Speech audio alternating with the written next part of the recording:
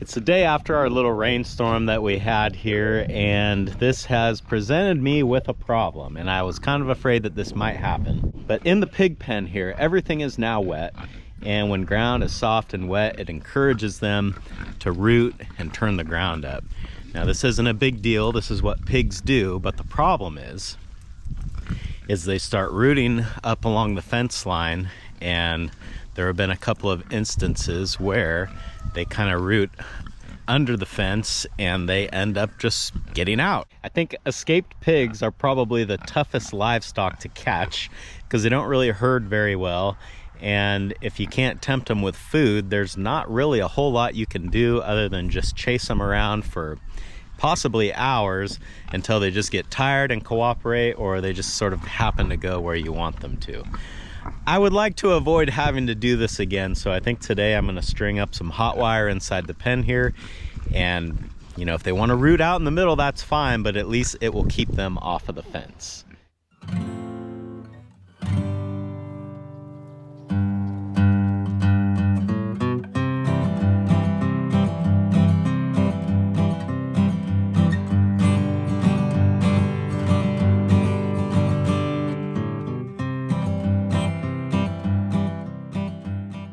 To make this fence, I'm going to use my Gallagher insulated line posts. I think these are going to be better than fiberglass posts because they're a little bit stronger. For the energizer, I'm going to use this Gallagher S40. I've had this sitting in the shop for a while. I put the tester on the battery and it still has full voltage, but I kind of forgot that these energizers have a function where you can turn the dial here to the battery setting, or it tells you the health of the battery, and you can see it's blinking green. So I probably didn't need to pull my tester out to look at that. I'm gonna take these posts and kind of lean them up outside the fence where I think that I want them to go, and then that way the pigs can't mess with them.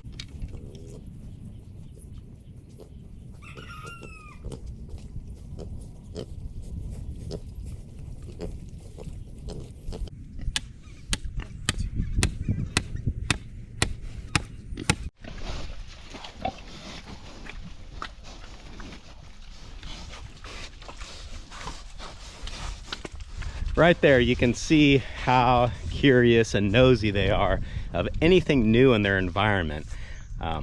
Just got that post pounded in the ground, and no sooner than I did it, every one of them had to come over and bite and chew on it. So for that reason, I'm trying to do as much of the work possible that I can outside the fence.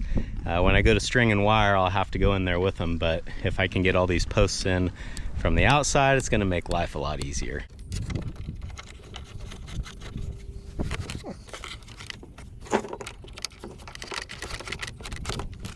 I got that wire up as fast as I could, sorry, and I'm just gonna hook this energizer up because they are messing with this wire, chewing on it, pulling on it.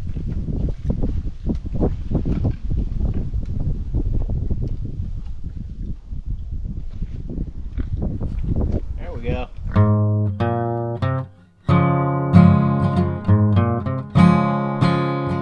I haven't heard any squeals for about 10 minutes, and I see they're all parked about 8 feet away from the fence. So the proof's in the pudding. This worked like a charm. We're taking into account here the safety of the animals. While they're in this pen, they are safe. Do you see where they can end up if they get out? We've got a main road on one side and we've got railroad tracks on the other side. So if they get out of this pen, the odds of them getting injured or somebody else getting injured go up dramatically. So while the learning curve may not look very pleasant, in the big picture, it's for their own good. And when I say learning curve, that's exactly what I mean. Pigs are smart. I would imagine that only a handful of them need to hit that wire 2 or 3 times before they learn that they don't want to touch it anymore. I would even venture to guess that some of those pigs will never touch the wire, but they will see the other ones do it and realize that it's not something they want to do. Once I get these pigs trained well to the hot wire, my plan is to enclose our garden here, which I know just looks like a pile of weeds, and I mean, I guess at this point it mostly is. But if I can enclose this with a hot wire fence, I can just open the gate from the pen that they're in now, and they can come in here and eat all of this plant matter, work that ground up for me, and have fun doing it. These Gallagher insulated line posts were awesome for this job because unlike fiberglass posts, I can just put one in the ground and I can actually stretch a single wire off of it. Now, to be clear, I'm not stretching the living daylights out of this, but for a hot wire, it doesn't need to be extremely taut. Now that I've got those pigs taken care of and I finally don't have to worry about them anymore, which just it feels so good. The next thing that I want to try to do today is run down to the ranch, and I need to gather up all the pieces and parts that I've been accumulating to build my mobile feeder. As I'm filming this now, we are getting near the end of September, and I anticipate that I will probably need that feeder come the beginning or middle of October. So it's like right around the corner, and I haven't even started it yet.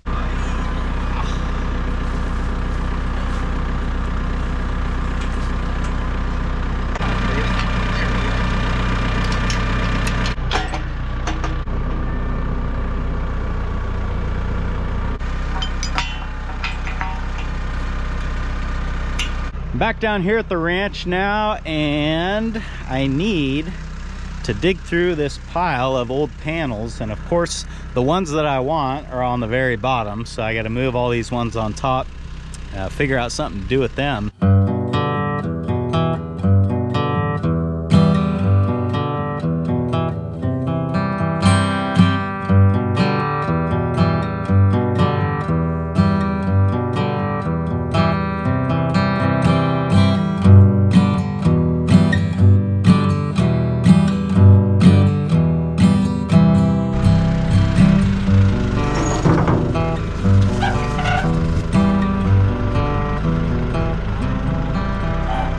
So far, so good.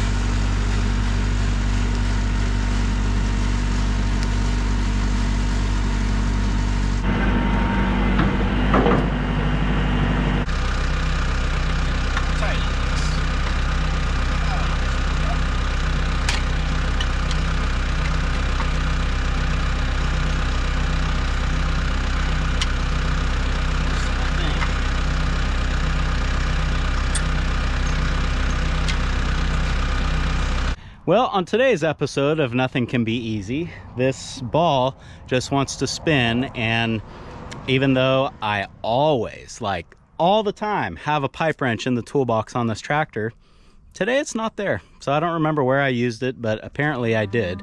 So I don't have a wrench to hold the ball. I have a crescent wrench to turn the nut.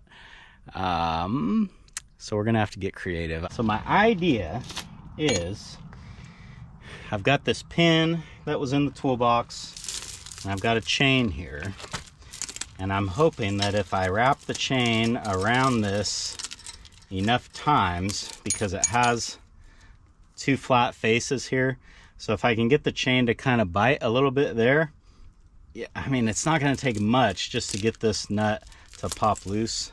So we're gonna try this. I don't know if it's gonna work, but we're gonna try it.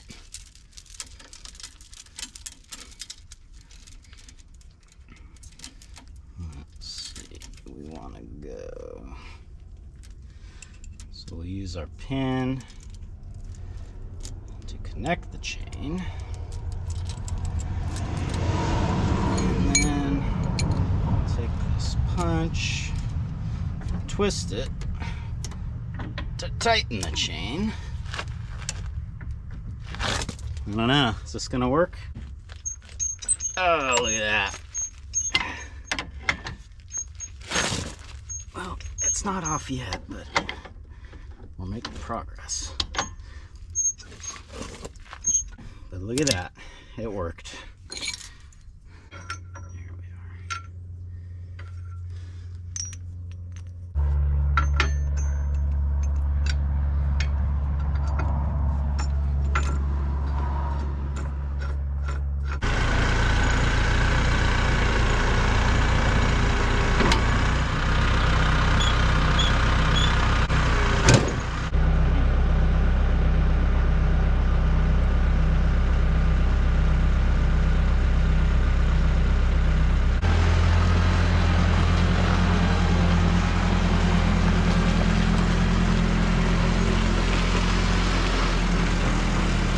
Well, just about to pull out here on the road, and I can hear something back here is not right.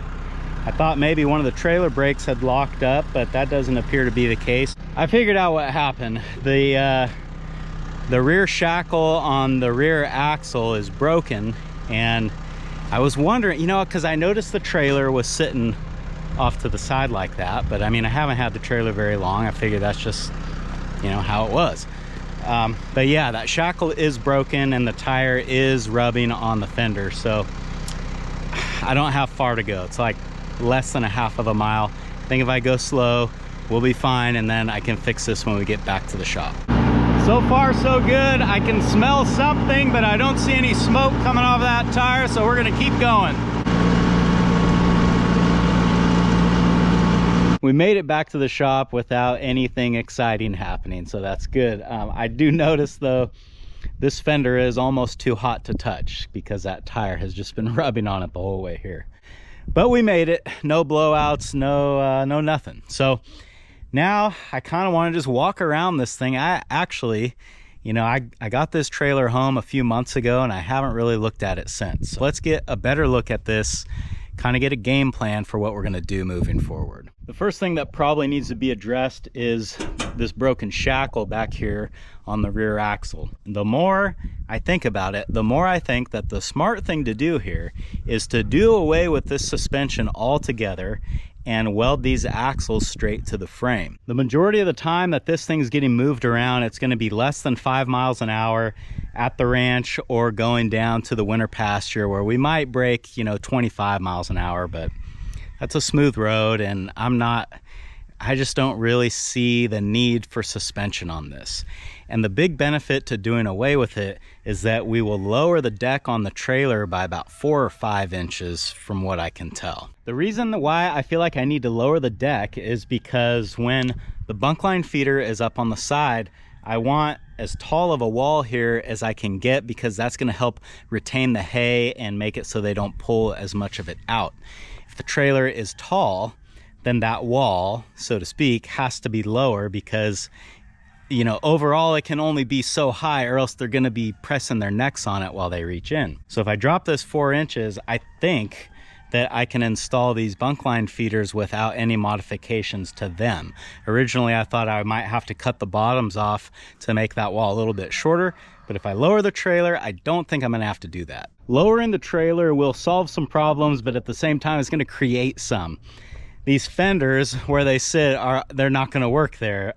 As we see already, the tires are touching the fenders and we haven't even dropped the trailer yet. So I think probably what I'll end up doing is just cutting these fenders off entirely, dropping the trailer, and then either modifying these fenders that I already have to work or just building completely new ones. We'll just kind of have to see, you know, which way works better. So if it's not obvious enough already, the plan is to take these bunkline feeders, stand them up, and put them on either side of this trailer so that we can put hay in the middle and the cattle can reach through and eat it.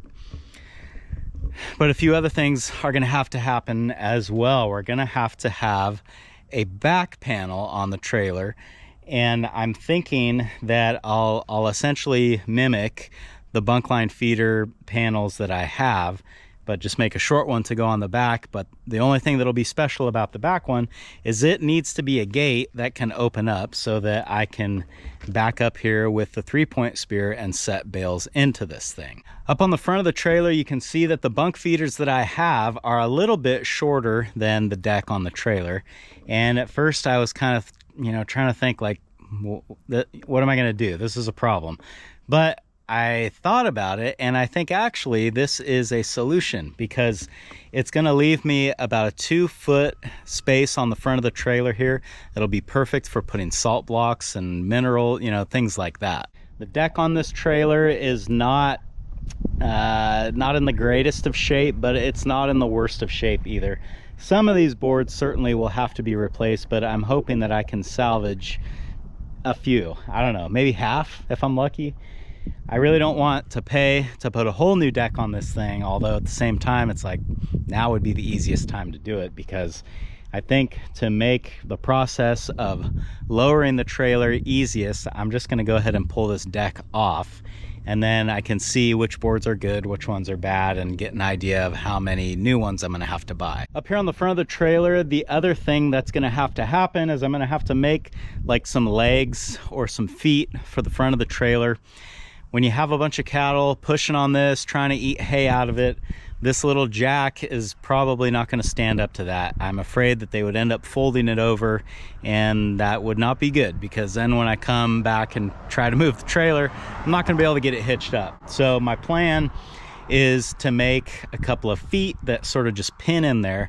That way it's a nice strong mount, and I can use the jack to lift the trailer up, put the legs on, pin them, and then use the jack to set the trailer down on those feet, and then the jack is kind of out of the equation. It's not holding the trailer up anymore. It'll be all on those feet. And aside from all of that, there are a few sharp pieces of metal sticking out on this trailer that need to be removed, because we don't want cattle to scratch, cut themselves, poke themselves, all that stuff that we try to avoid. So we're gonna have to kind of go through and like cow-proof this thing, you know, and make sure that there's nothing else that they can hurt themselves on. So that's the game plan with this. I think when it's all done, it's going to be functional and nice, and you know, a really useful tool for the operation. We'll get these panels off of here, and the first job is going to be pulling this deck off.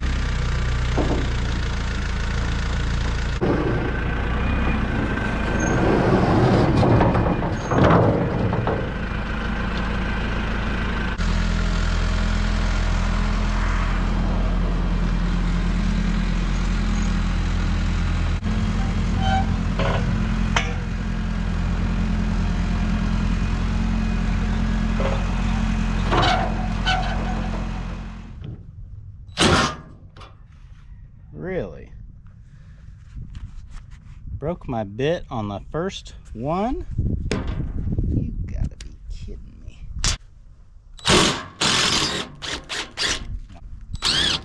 True. Spin any of these.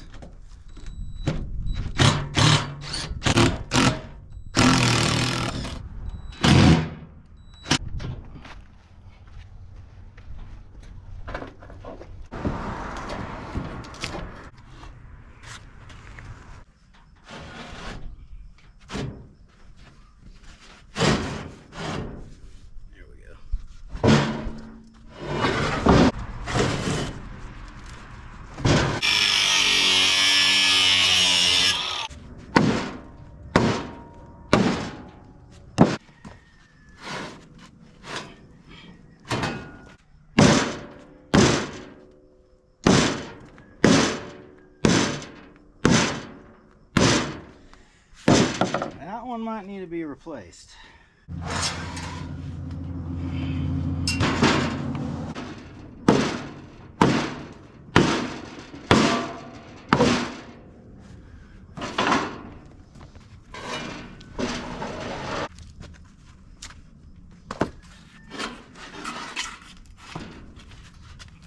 I see now that whoever built this trailer, they weren't real generous with the cross bracing, so I think we need to add some, just because you have big spans here with no support. And the only thing that I am kind of back and forth on is rigid mounting those axles to the frame. The problem with that I see, the way the axles are mounted now, it allows the trailer to kind of flex forward and backward. So like if you hook it up to the tractor and the hitch is, you know, at this height, you could still hook it up to the truck where the hitch is a little taller, a little lower, and the springs will take up that that slack, I guess you would say. If I rigid mount this, and like, let's say the tongue on the tractor is too low or something like that, then this back tire would just lift off the ground. The frame wouldn't adjust for that. It's kind of hard to explain. So there's a couple ways I could deal with this. I could leave the leaf springs intact and just relocate the mounts so that it lowers the frame a little bit. Or I could put a different tongue on the trailer, which I kind of wanted to do anyway, maybe like a pintle hitch style, where you could use pins to raise and lower the tongue so it would adjust for different vehicles. So there's still a lot of things to think about and a lot of plans that need to be made for this trailer, but I think for today, we're gonna call it right here before I go too far and I can't come back. Thanks for hanging out with me today, guys, and I hope I'll see you again on Farmer Tyler Ranch.